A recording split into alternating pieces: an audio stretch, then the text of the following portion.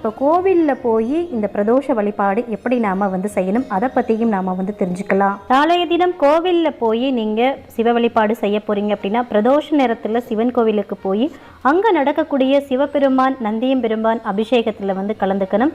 உங்களால் முடிஞ்ச அளவுக்கு அபிஷேக பொருள்களை நீங்கள் வாங்கி கொடுக்கலாம். அப்படி வாங்கி கொடுக்குறப்போ பொதுவாக இந்த பிரதோஷ நாளில் நந்தி பகவானுக்கு சிறப்பான பூஜைகள் நடைபெறும்.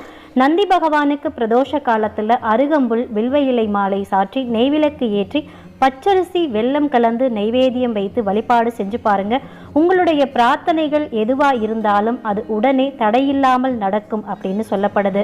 அதுபோல் சாதாரண நாட்கள் மாதிரி இல்லாமல் சிவபெருமான் கோவிலில் சாதாரண நாட்களில் நம்ம சாதாரணமாக சுற்றி வருவோம்.